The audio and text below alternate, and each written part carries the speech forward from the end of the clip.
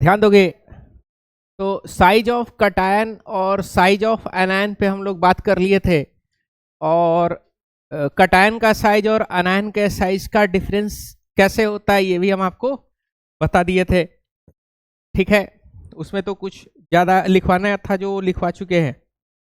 अब ध्यान दीजिएगा, अब हम लोगों को कुछ इसके ऊपर क्वेश्चंस करना है। जैसे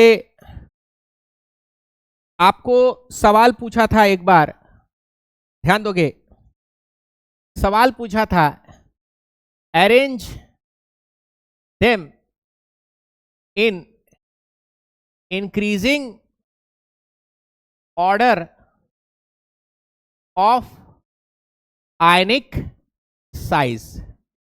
आयनिक साइज के बढ़ते क्रम में क्या करना है आपको, सजाना है। O2 minus, O minus, O है, O प्लस है और O2 प्लस है, यानी एक ही एलिमेंट है ऑक्सीजन जिसके ऊपर प्लस चार्ज भी आ रहा है, नेगेटिव चार्ज भी आ रहा है और न्यूट्रल भी है। समझ पा रहे हो बात को? तो यहां पे ध्यान देने वाला बात यह है कि आपको कटायन और अनायन के बारे में जब हम पढ़ाए थे तो ये बताए थे कि जो कटायन चार्ज होगा यानी प्लस वाला, जितना ज्यादा प्लस होगा उसका साइज क्या होगा, उतना ही छोटा होगा, और जिसके ऊपर जितना ज्यादा माइनस है उसका साइज क्या होगा, उसका साइज उतना ही बड़ा होगा। तो इसका आंसर करने का तरीका यह है कि सबसे ज्यादा नेगेटिव चार्ज आपको देखना है। तो किसके ऊपर सबसे ज्यादा नेगेटिव चार्ज है, O2 माइनस, ये सबसे बड़ा साइज का होगा। उसके बाद O माइनस उससे कम, और उसके बाद से कौन आ जाएगा, O हो जाएगा। उसके बाद O प्लस होगा, और जितना ज्यादा पॉजिटिव चार्ज होगा वो क्या होगा, उतना ही छोटा साइज का होगा, और जितना ज्यादा नेगेटिव चार्ज होगा वो साइज उतना ही बड़ा होगा। तो इस तरीके से आपको आंसर को क्या करना है, अरेंज कर देना है, और इसको हम लोग क्या बोलेंगे, बोलिए, इंक्रीजिंग, बोलो, इंक्रीजिंग आयनिक साइज। समझ पा रहे हो बात को? कोई दिक्कत? इस तरीके का अगर सवाल आएगा तो आप कर सकते हो क्या? कहां पे, कौन सा कीड़ा है, झाड़ो, कौन सा कीड़ा था, अच्छा ये।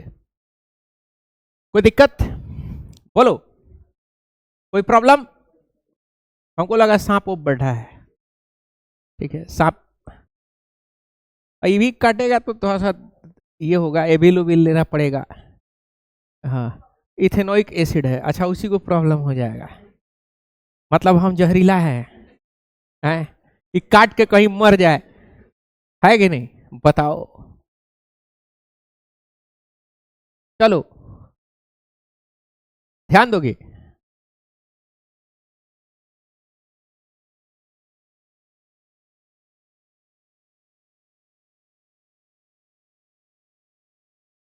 तीसरा चैप्टर है ना, हाँ हाँ, ध्यान दीजिएगा। तो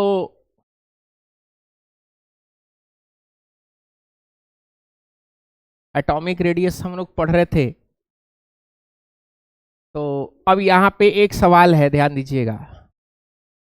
इसमें आपसे ये पूछा जा रहा है 3.5 के अंदर में कि कौन सा सबसे छोटा साइज का होगा और कौन से बड़े साइज का होगा, और एलिमेंट्स क्या क्या दे रखा है, बोलिए, मैग्नीशियम और मैग्नीशियम आयन, और कौन है, एल्यूमिनियम और एल्यूमिनियम आयन है। तो इस चारों में आपको बताना लार्जेस्ट साइज किसका होगा और स्मॉलेस्ट साइज किसका होगा। तो अगर आप पीरियोडिक टेबल अगर बनाते हो, आप ध्यान दोगे, ये आपका पीरियोडिक टेबल है, तो मैग्नीशियम आपको यहां मिल जाएगा, और उसी लाइन में क्या मिलेगा आपको, एल्यूमिनियम भी मिलेगा। और आपको पता है कि अगर आप मूव करोगे कहां से कहां, लेफ्ट से राइट के तरफ जाओगे, तो एटॉमिक साइज क्या होता है, बोलो, स्मॉल होता है, यानी डिक्रीज कर जाता है। एटॉमिक साइज क्या होता है, डिक्रीज, यानी आपका जो मैग्नीशियम का साइज है वो बड़ा होगा और एल्यूमिनियम का क्या होगा, एल्यूमिनियम का साइज जो है छोटा होगा। ये तो एक आपको पता चल गया। अब यहां पे देखो, एल्यूमिनियम तो ऑलरेडी छोटा है, किससे, मैग्नीशियम से। और एल्यूमिनियम आयन देखोगे तो एल्यूमिनियम आयन में क्या है, 3+ चार्ज है। यानी एल्यूमिनियम आयन अगर देखोगे तो एल्यूमिनियम आयन क्या होगा, 3+ चार्ज है। तो 3+ चार्ज अगर होगा तो पता चला ये कि ये एल्यूमिनियम से भी क्या होगा, एल्यूमिनियम से भी छोटा होगा। यानी एल्यूमिनियम का साइज अगर ये रहेगा तो एल्यूमिनियम आयन का साइज क्या होगा, बोलो, उससे भी छोटा हो जाएगा। तो मैग्नीशियम और एल्यूमिनियम में चेक करेंगे तो एल्यूमिनियम क्या है, छोटा है दोनों में। और इसमें भी अगर इन दोनों में चेक करोगे तो पॉजिटिव चार्ज जिसके पास ज्यादा होगा उसका साइज क्या होगा, और भी ज्यादा छोटा होगा। तो इन सब में सबसे छोटा साइज का अगर कोई होगा तो कौन होगा, एल्यूमिनियम आयन होगा, यानी Al3+। तो ये जो होगा वो क्या हो जाएगा, सबसे स्मॉलेस्ट हो जाएगा। अब देखना है कि सबसे बड़ा कौन होगा। तो देखो Mg और Mg2+ क्या होगा, बोलो, Mg2+ जो है उससे भी छोटा हो जाएगा, प्लस चार्ज। और एल्यूमिनियम तो खैर Mg से क्या है, छोटा ही है। एल्यूमिनियम क्या है, Mg से छोटा ही है। और Mg2+ क्या है, वो Mg से भी छोटा है। और Al3+ तो भाई सबसे छोटा है। तो सबसे बड़ा कौन हो जाएगा, Mg हो जाएगा। समझ पाए। तो ये जो होगा आपका, ये क्या हो जाएगा आपका, ये लार्जेस्ट साइज का होगा। कोई दिक्कत यहाँ पे। तो इस तरीके से ये लोग कभी कभी क्या करता है कि सिंगल शॉट में क्वेश्चन पूछ लेता है कि which of the following has smallest size. समझ पा रहे हो। तो उसके हिसाब से आपको क्या करना है, वहां पे आपको बता देना है। कोई दिक्कत यहाँ पे। अब हम लोग चलेंगे size in iso electronic species. कहां पे चलेंगे, size in iso electronic species. तो सबसे पहले हम लोग समझेंगे कि आइसो इलेक्ट्रॉनिक स्पेसीज का मतलब क्या होता है, इसको जरा सा समझना, ध्यान दोगे।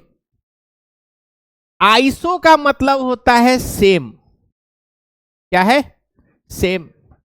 और इलेक्ट्रॉनिक का मतलब होता है इलेक्ट्रॉन्स, क्या है, इलेक्ट्रॉन्स। यानी पूरा मतलब ये है कि ऐसे आयंस या एटम्स जिनके अंदर इलेक्ट्रॉन का संख्या सेम हो जाए उसको हम लोग क्या कहेंगे, आइसो इलेक्ट्रॉनिक स्पेसीज कहेंगे। जैसे मिसाल के तौर पे आपके पास सोडियम है, आपके पास एल्यूमिनियम है, आपके पास ऑक्सीजन है, और आपके पास नाइट्रोजन है, आपके पास नियॉन है। ठीक है, इनमें एक चीज कॉमन मिलेगा। क्या कॉमन मिलेगा, यहां पे ध्यान देना।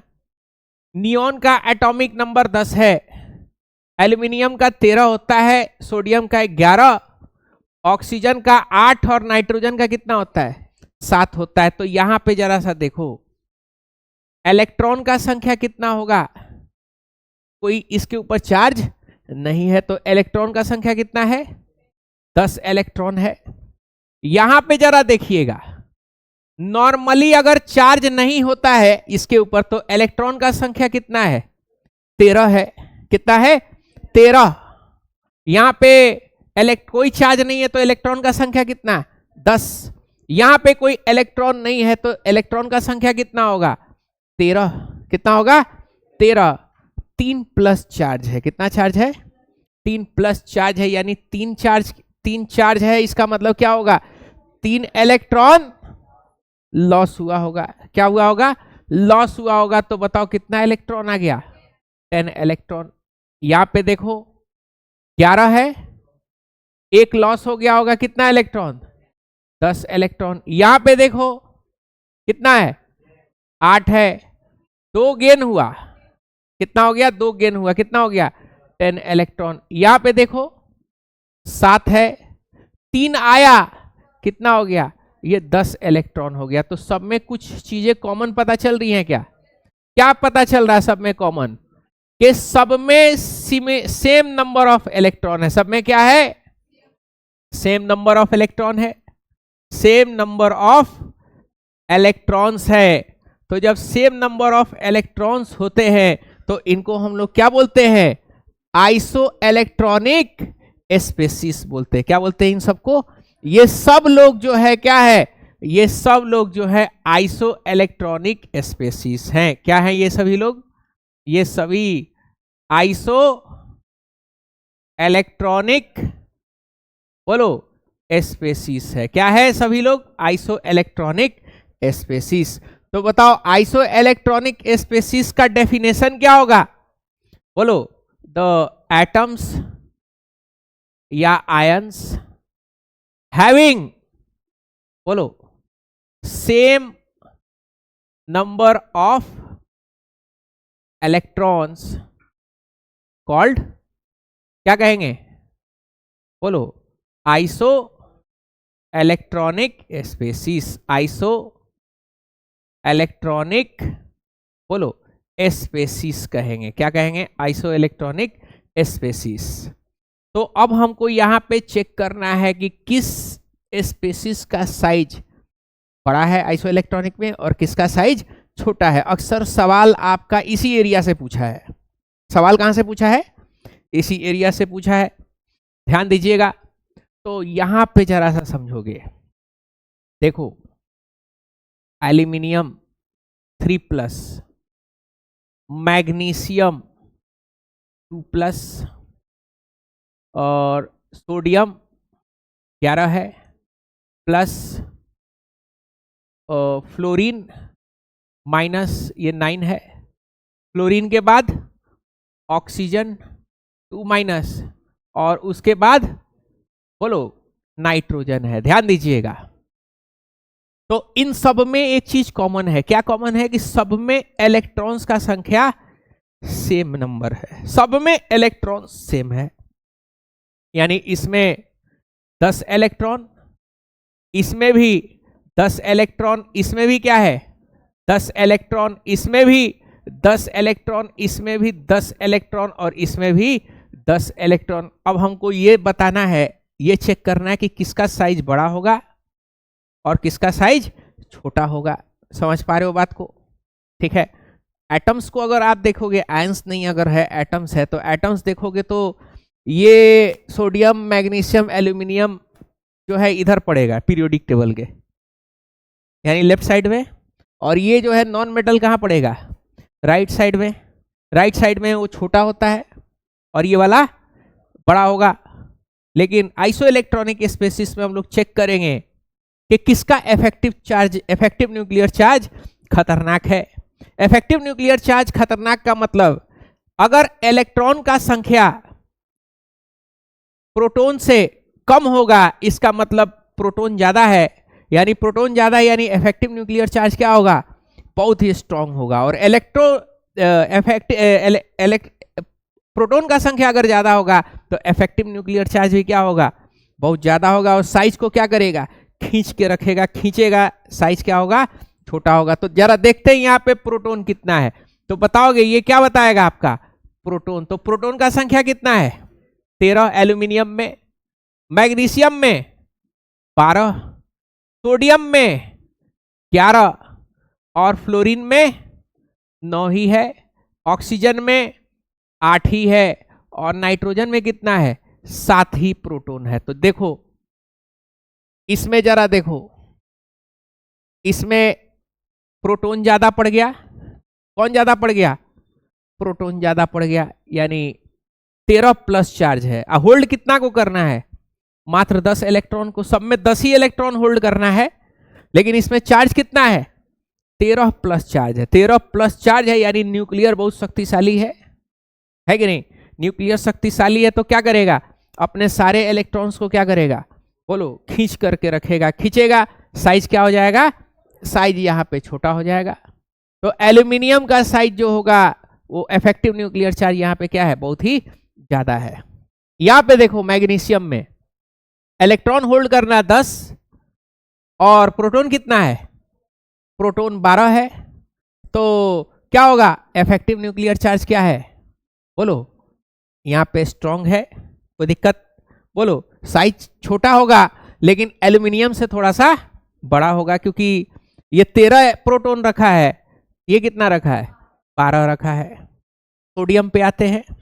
सोडियम में 10 ही इलेक्ट्रॉन होल्ड करना है कितना प्रोटॉन, 11 प्रोटॉन है। समझ पा रहे हो, यानी इफेक्टिव न्यूक्लियर चार्ज इसका स्ट्रांग है, साइज छोटा ही होगा, लेकिन मैग्नीशियम से और भी मैग्नीशियम से क्या होगा, स्मॉल होगा कि लार्ज होगा, या 13 प्लस चार्ज है, ये क्या है 11 ही है। ठीक है, तो देखो सबसे छोटा साइज कौन हो जा रहा है, एल्यूमिनियम, उससे बड़ा मैग्नीशियम, उससे बड़ा सोडियम। अब देखो यहां पे फ्लोरीन को 10 इलेक्ट्रॉन है, इलेक्ट्रॉन का संख्या क्या हो गया, बोलो, इलेक्ट्रॉन का संख्या यहां पे क्या हो चुका है, इलेक्ट्रॉन का संख्या प्रोटॉन्स की संख्या से ज्यादा है, इफेक्टिव न्यूक्लियर चार्ज कम है। समझ पा रहे हो, तो अब ये साइज बढ़ गया। आगे आएंगे, और इलेक्ट्रॉन बढ़ा प्रोटॉन के कंपेयर में, इसका साइज क्या हो जाएगा, और भी ज्यादा हो जाएगा। और नाइट्रोजन का क्या हो जाएगा, नाइट्रोजन में साइज और भी ज्यादा बढ़ जाएगा। सीधा एक लॉजिक समझिए, क्या लॉजिक समझना है, इलेक्ट्रॉन का संख्या सब में सेम है, तो अब देखना है आपको कि किस पे कितना नेगेटिव चार्ज है और किस पे कितना पॉजिटिव चार्ज है। जितना ज्यादा पॉजिटिव चार्ज होगा वो साइज में छोटा होता है, नॉर्मली यही देखे ना, जितना ज्यादा नेगेटिव होगा साइज में वो उतना ही ज्यादा बड़ा होगा। कोई दिक्कत यहाँ पे, तो अगर आप इसके साइज को अगर देखिएगा इन सब स्पेसिस का, तो सबसे छोटा आपको एल्यूमिनियम दिखाई देगा, एल्यूमिनियम आयन, एल्यूमिनियम 3+, उसके बाद थोड़ा सा मैग्नीशियम बड़ा होगा, उससे थोड़ा सा सोडियम, उससे फ्लोरीन, उससे बड़ा ऑक्सीजन, और नाइट्रोजन क्या होगा, ये सबसे बड़ा हो जाएगा। कोई दिक्कत यहाँ पे, ये क्या है F-, ये वाला Na+, Mg2+, और ये Al3+। समझ पा रहे हो, इंक्रीजिंग साइज। कोई दिक्कत, तो आइसो इलेक्ट्रॉनिक स्पेसिस अगर कहीं आपको दिख रहा है जिसमें इलेक्ट्रॉन्स का संख्या क्या है, बोलो, बिल्कुल सेम है सब में, तो अब देखोगे कि नेगेटिव चार्ज सबसे ज्यादा किस में है, तो जिसमें ज्यादा नेगेटिव चार्ज होगा वो क्या होगा, वो साइज में बड़ा होगा, और जिस पे जितना ज्यादा पॉजिटिव चार्ज होगा वो साइज में उतना ही छोटा हो जाएगा। कोई दिक्कत यहाँ पे, बोलो, तो इन isoelectronic species more the positive charge, more the positive charge, more effective nuclear charge, smaller the ion। कोई दिक्कत, and vice versa. Vice versa का मतलब जैसे इस चीज का उल्टा कर दो कि अगर जितना ज्यादा नेगेटिव चार्ज होगा उतना ही इफेक्टिव न्यूक्लियर चार्ज क्या होगा, कम होगा, और आपका चार्ज जो है वो क्या होगा, उसी उतना ही, बोलो, साइज क्या हो जाएगा, बड़ा हो जाएगा। यानी वाइस वर्सा का मतलब सारी चीज पलट दो, नेगेटिव चार्ज की जगह पे क्या होगा, positive charge, effective nuclear charge क्या हो जाएगा, बोलो, मोर के जगह पे क्या हो जाएगा, लेस हो जाएगा, और बोलो, और स्मॉलर के जगह पे क्या हो जाएगा, बोलो, बिगर हो जाएगा। समझ पा रहे हो, इसीलिए उस वहां क्या लिख दिए, वाइस वर्सा। कोई दिक्कत, कोई प्रॉब्लम, बोलिए, ये समझ में आ गया। अगर ऐसा क्वेश्चन आएगा तो कर सकते हो, बोलो।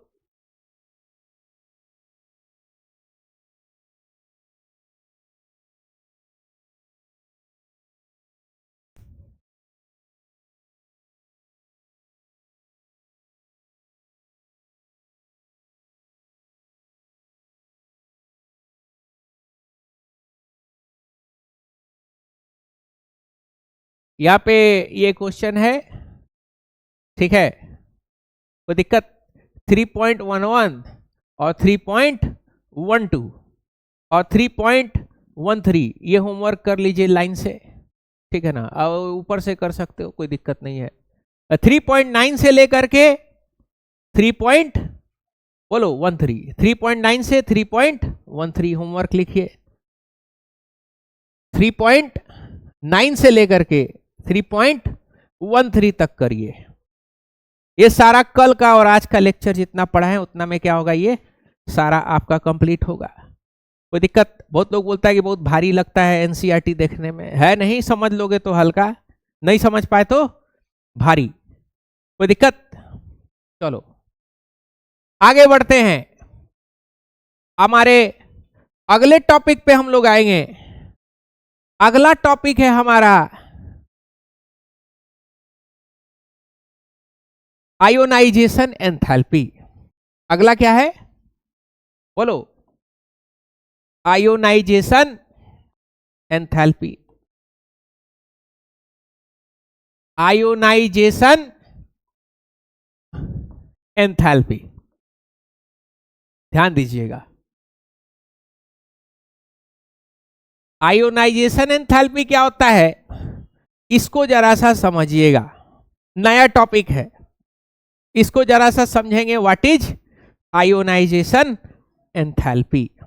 ध्यान दीजिएगा, आपके पास कोई एटम है, मान लो आपके पास बोरोन है, क्या है? बोरोन। बोरोन के अंदर में 5 प्रोटॉन होता है, 5 न्यूट्रॉन होता है, और इसका ऑर्बिट को अगर देखोगे तो 2 इलेक्ट्रॉन अंदर और बाकी 3 इलेक्ट्रॉन कहां पे है? 3 इलेक्ट्रॉन बाहर में है। यानी ये आपका बोरोन है, यानी 5 प्रोटॉन है, कोई दिक्कत? और 5 क्या है? 5 इलेक्ट्रॉन है, जिसमें 2 इलेक्ट्रॉन अंदर है, 3 क्या है? बाहर में है। ये बोरोन है, न्यूट्रल है, किसी तरीके का कोई चार्ज इसके ऊपर नहीं है चार्ज इसके ऊपर? कुछ कोई चार्ज नहीं है। अब हम क्या करेंगे? अब हम लोग इसमें एनर्जी देंगे। क्या देंगे? एनर्जी देंगे। तो हमने इसको एनर्जी दिया, इस इलेक्ट्रॉन को एनर्जी दिया, खूब जबरदस्त एनर्जी दे दिया, समझ पा रहे हो? ये क्या है? एनर्जी दिए। एनर्जी देने से क्या होता है आपको पता है कि इलेक्ट्रॉन को जब भी एनर्जी मिलता है वो क्या होता है, अपना ग्राउंड स्टेट छोड़ करके, ये ग्राउंड स्टेट में अगर होगा तो कहां चला जाएगा? एक्साइटेड स्टेट पे चला जाएगा। और एनर्जी दोगे तो और क्या होगा? और बड़े ऑर्बिट पे जाएगा। और एनर्जी दे दोगे तो क्या होगा? और आगे चला जाएगा। समझ पा रहे हो? हमको इतना एनर्जी दे देना है ये इलेक्ट्रॉन जो है अपना घर छोड़ के क्या हो जाए? घर छोड़ करके भाग जाए। जैसे मिसाल के तौर पे तुम लोग,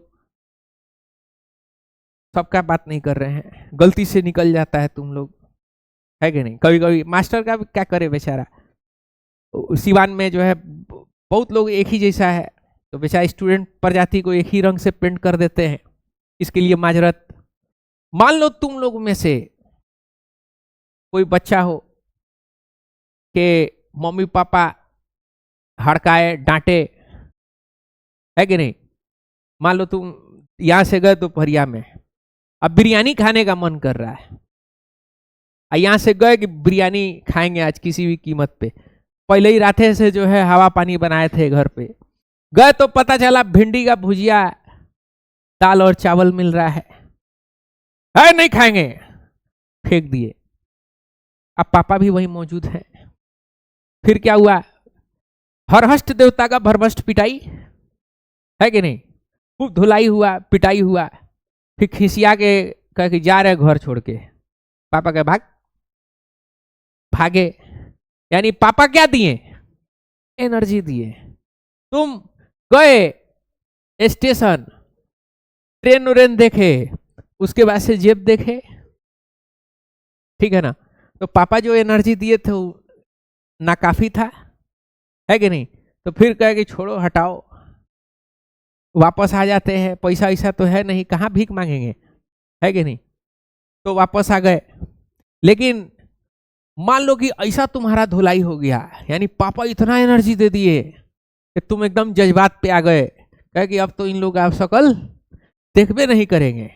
तो क्या हो गए, परमानेंटली क्या हो गए, बोलो। इतना एनर्जी मिल गया कि परमानेंटली क्या हो गया, बोलो। परमानेंटली तुम जो है ट्रेन धरे काठगोदाम एक्सप्रेस आ सीधे नैनीताल पहुंच गए हैं।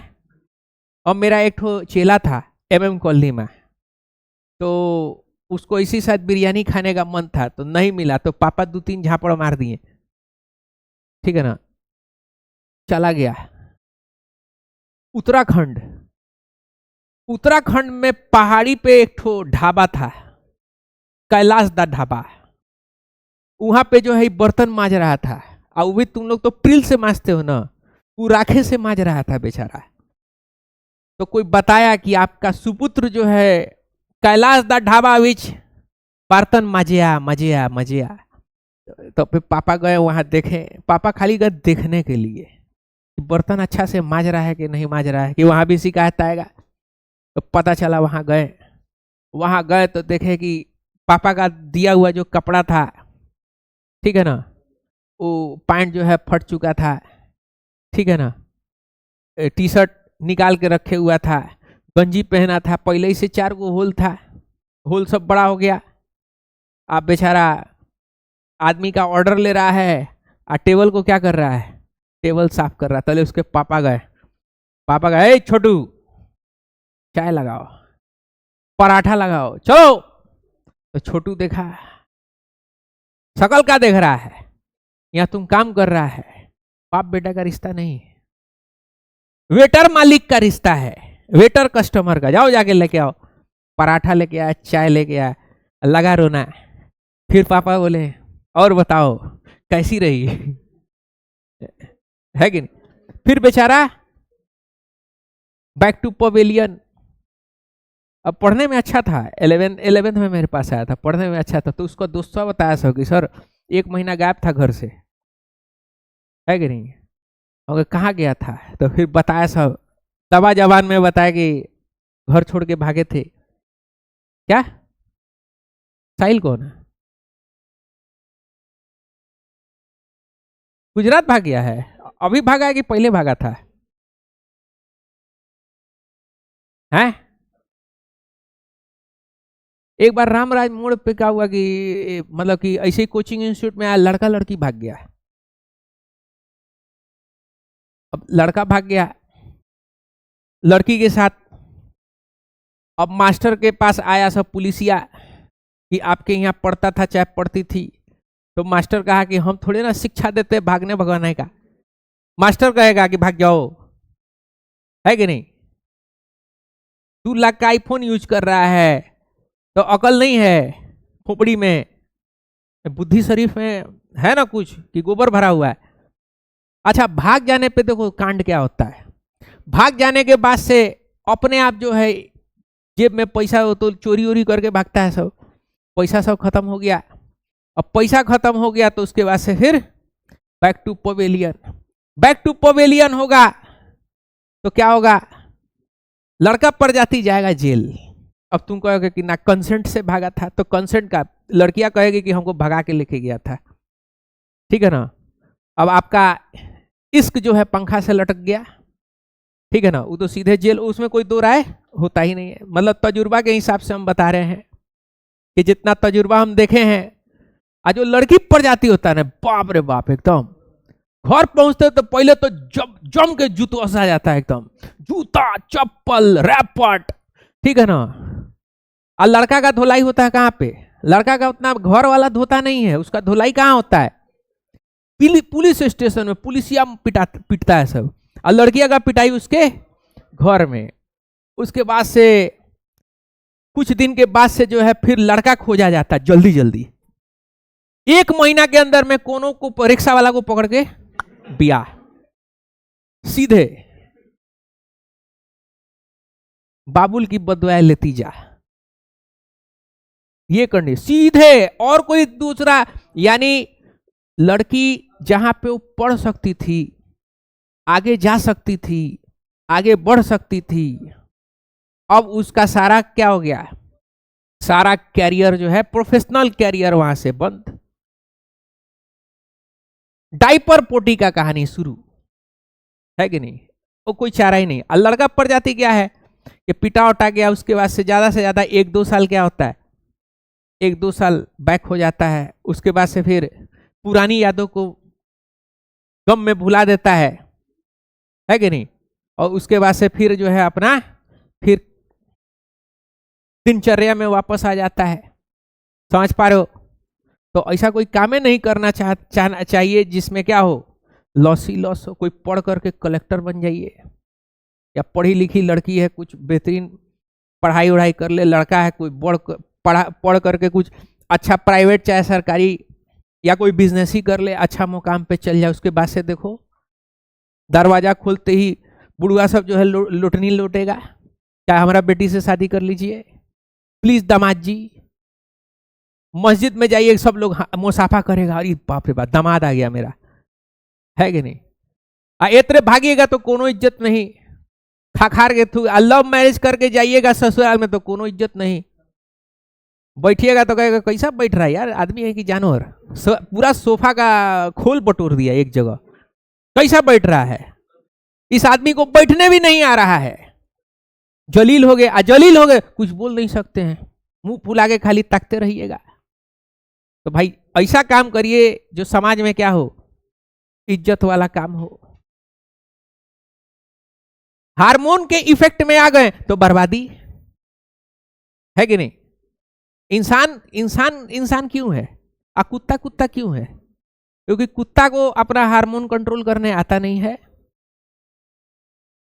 कुतिया के साथ जाके लुटा गया नाली में। और इंसान क्या है, अपना हार्मोन कंट्रोल करता है तो इंसान है कि नहीं? आगे बढ़ते हैं। तो यहां पे देखो क्या हो रहा है,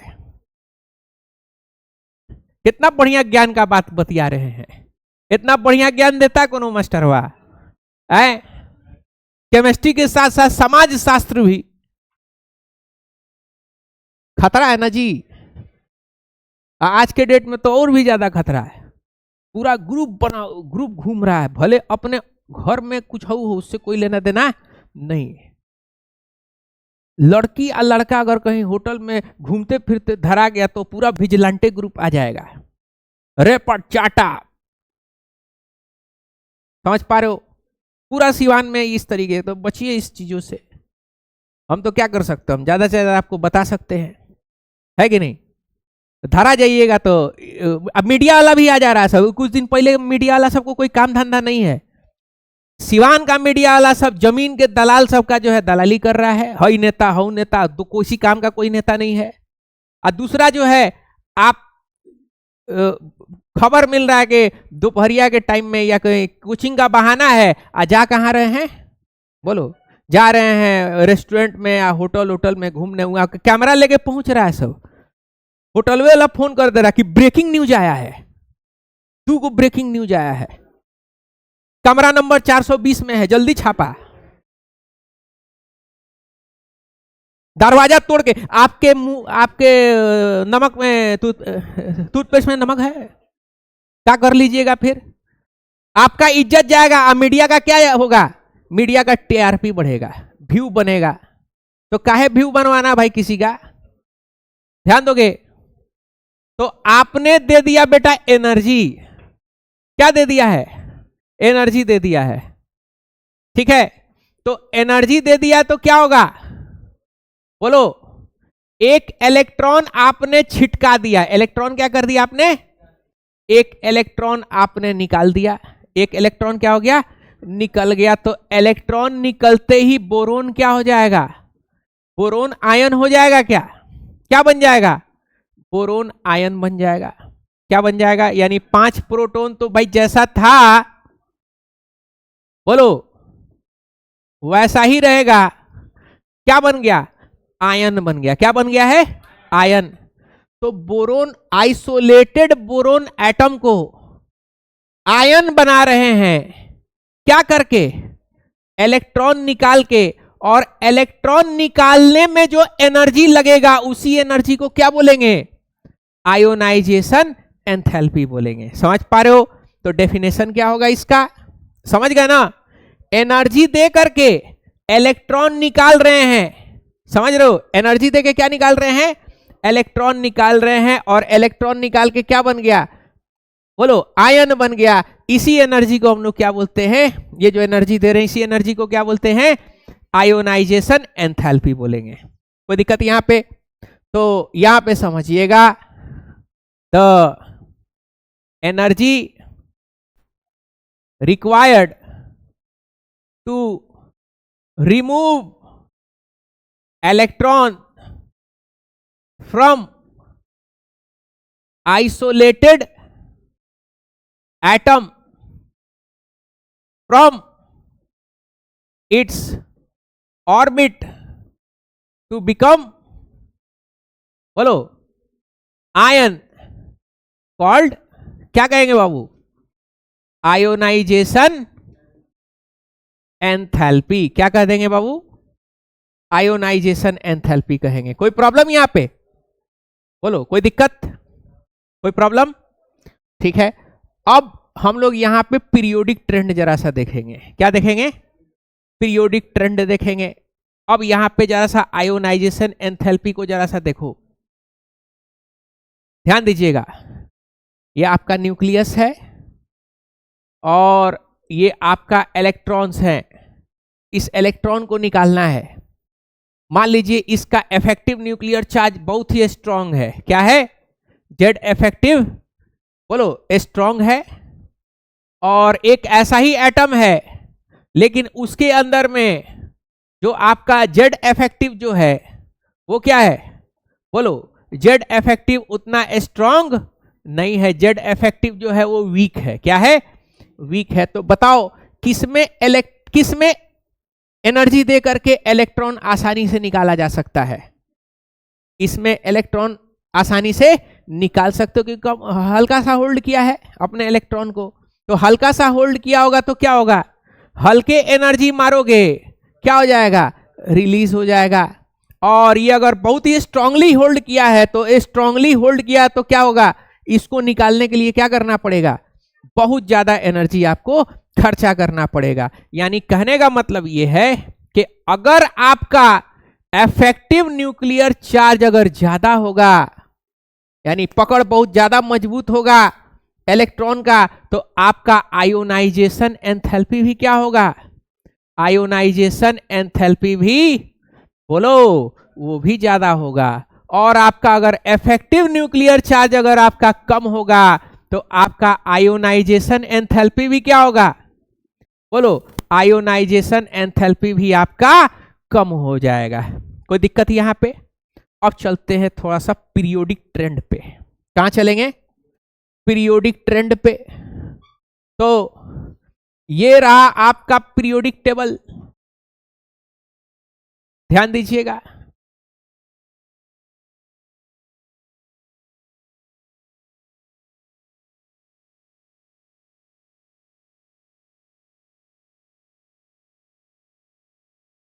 ध्यान दीजिएगा, यहां पे समझोगे, सभी प्राणी ध्यान देंगे। लेफ्ट से राइट के तरफ जा रहे हैं बाबू। कहां से कहां?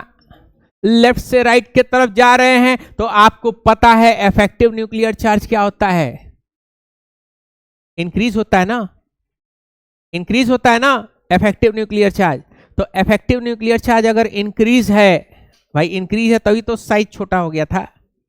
तो इफेक्टिव न्यूक्लियर चार्ज अगर ज्यादा है तो बताओ आयोनाइजेशन एंथैल्पी पे क्या असर पड़ेगा? आयोनाइजेशन एंथैल्पी भी क्या होगा? बहुत ही ज्यादा होगा। यानी लेफ्ट से राइट जाइएगा तो आयोनाइजेशन एंथैल्पी क्या होगा? ज्यादा होगा, इंक्रीज करेगा। समझ पा रहे हो? यानी फ्लोरीन का आयोनाइजेशन एंथैल्पी ऑक्सीजन से ज्यादा होगा। समझ पा रहे हो? क्योंकि लेफ्ट से राइट जाओगे तो आयोनाइजेशन एंथैल्पी क्या होगा? ज्यादा होगा। नाइट्रोजन का आयोनाइजेशन एंथैल्पी होगा किससे? बेरिलियम से ज्यादा होगा। कोई दिक्कत यहां पे? लेफ्ट से राइट जा रहे हैं, अब टॉप से बॉटम जाते हैं। कहां जाएंगे? टॉप से बॉटम, यानी ऊपर से नीचे की तरफ जाएंगे तो क्या होगा? ऊपर से नीचे जाइएगा तो जेड इफेक्टिव क्या हो जाएगा? घटता है। क्या होता है? घटता। ऊपर का मतलब है बढ़ रहा है और ऐसे एरो का मतलब है घट रहा है। तो घटता है तो बताओ आयोनाइजेशन एंथैल्पी भी क्या होगा? बोलो, आयोनाइजेशन एंथैल्पी क्या होगा? ये आपका डिक्रीज हो जाएगा। क्या हो जाएगा? बोलो, डिक्रीज हो जाएगा।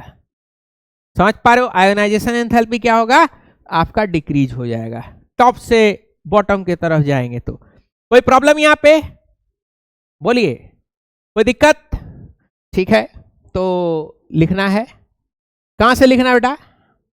हाँ, चलिए छापिए।